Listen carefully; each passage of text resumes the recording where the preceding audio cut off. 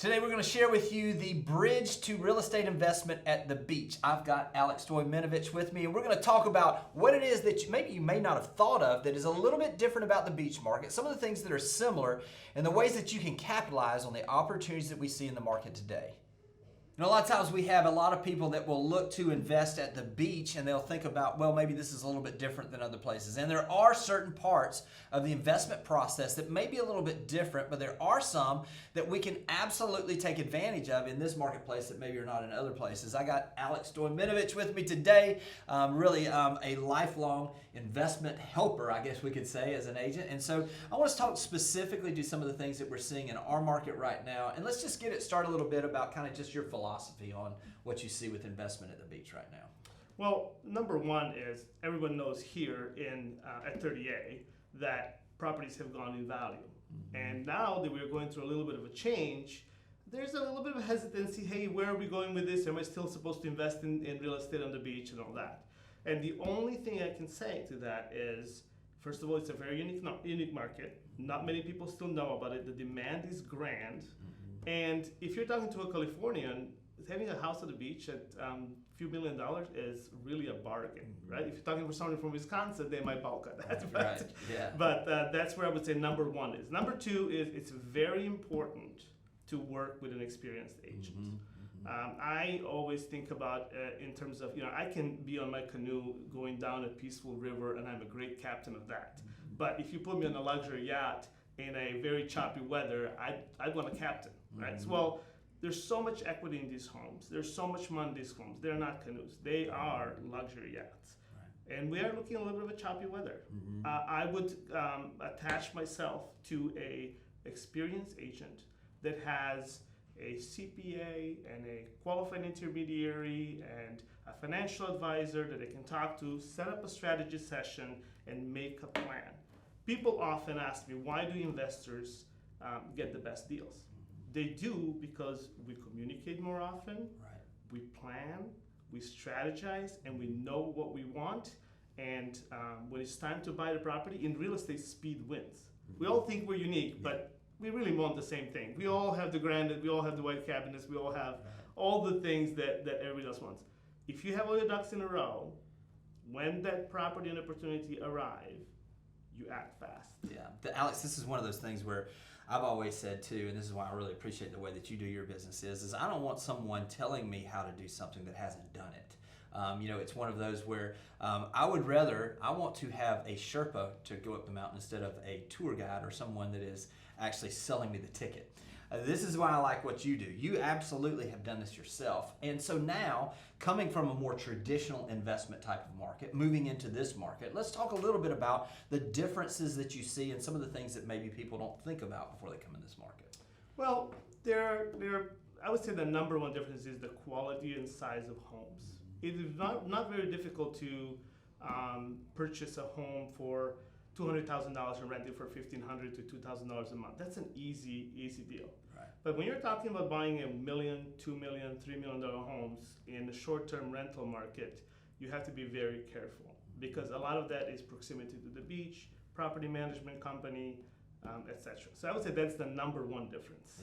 Yeah, and one of the things also is when you're talking about this type of investment, we're seeing people repositioning to Florida. We're seeing people taking investments from other places and repositioning those. You want to talk a little bit about 1031 exchanges and the value of that right now in this marketplace? Sure.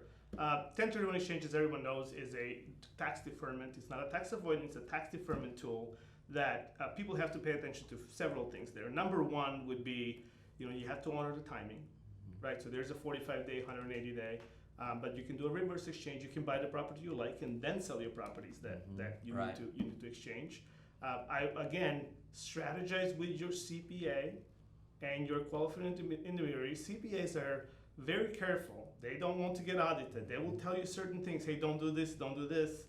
Qualified intermediaries have a lot more experience. Obviously, we have experience in the market as real estate agents, but we all sit down together and we talk about what we try to achieve, we can get it done. Right now, if you are in California and you're selling a $4 million property, call me and tell me what your cap rates are. And let's compare them with the cap rates here in Florida.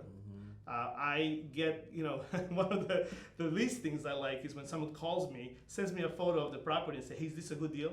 Will this cash flow? Yeah. What does that mean to you? Yeah. What is the good deal? What is the cash flow? I don't know your financial capacity. Right. I don't know what your debt service is going to Right. look like. Let's sit down. Let's put everything on paper. Let's plan. There's always room to make money in real estate. It's all about being able to act properly. Now, to build on that, we've talked about a little bit before about the best time to buy a home was 2010, really. Right. The best time to sell it was spring of 2022, right? Right. So that's a 12-year span. Very rarely you'll find somebody that bought it 2010 and sold it 2022. Why? Because in 2010, if you bought a property and you rehabbed it and tried to sell it, there was nobody to sell to. Right. So smart people will wait and buy in 2013 and 14. Right. Why? Because they saw that we're moving in the right direction. That's a smart move. Smart people also waited until 2022 and said, hey, you know what? Let's see how far this goes. Well, now that we have stabilized a little bit, they're making a decision. Maybe I'll sell it at 2021 price. I'm still on a scale from 1 to 12. I bought at 3. I'm selling at 10.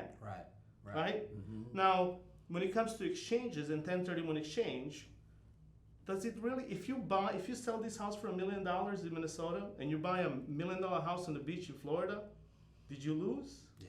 You didn't lose. Right. So you have to compare where you are. You haven't realized the gain in spring on 2022. Right. Don't cry over that. Right. Because you still made money. Yeah. Now all you have to do is make another great real estate decision to carry you over. Yeah. And then the good news is that cycle starts again. That's exactly right. Yeah, that's exactly right. And look, this is a little different here at the beach market too from a standpoint, obviously we're looking at cap rates. Obviously we're looking at capital appreciation potential. We're looking at income. We're looking at those things. We talk about down here though, it's a little bit different. There is that extra ROI that nobody can put a number on, which is, when we talk to people about, okay, well look, if I have a certain investment, I'm going to use this as an apartment building, wherever it is, my grandkids and my kids are probably not going to remember that. But if we have a summer memory that every summer we spend a week in that house and that investment, all of a sudden that has ROI we can't put a number on. We're framing ourselves in those best memories for our kids, our grandkids, our business partners, our friends, family, everybody. So it does give it a little bit of an extra advantage there. This is one of those things where I've watched, obviously, as you've shifted investments from Minnesota to down here. What are some of the things that that you've been surprised by, or maybe the things that you didn't even realize the benefits were for you? I would say the number one benefit is how beautiful it is. I had no idea. I traveled the world. I lived in the West Coast, East Coast, Europe, and these beaches are by far the most beautiful beaches in continental United States. And Hawaii is far. Right. Yeah. So that's the number one. And if you look at all properties near water, you could be by a creek. They appreciate you that. Right. And you're here in the most beautiful beaches in the country. That's number one. Right. Number two, because of the way it was developed, it is very well organized, right? It is not, you go to Greece and some of these old towns, they build roads wherever the cows went 100 years ago. And here, everything is in line, it's organized. The infrastructure is still needs to grow a bit, but it is a very beautiful, safe environment. And even though people may feel like they're not in the beginning, this is still the beginning of this market. We are going to be way more popular because continentally we're closer to the rest of the United States. Beautiful climate. I love 55 in winter. Right? It's a great time for golfing. Yeah. So between the weather, the beaches, the proximity, and we're yet to be discovered, the demand will continue to grow. Yeah, Warren Buffett says it this way. He says that if you're going to get on a train, get on one that's going 100 miles an hour. When you look at our area specifically, this is the 5th fastest growing county percentage-wise in the country.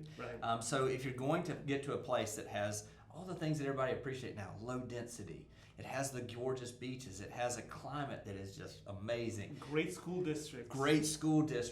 Fast growing. These are the things that you look for. If you're looking from an investment standpoint, you want to put and position yourself for the best opportunity long term to grow. I don't know a better place than this. Yeah, I'll add one more thing to that. People used to wait for industry to come to a certain area.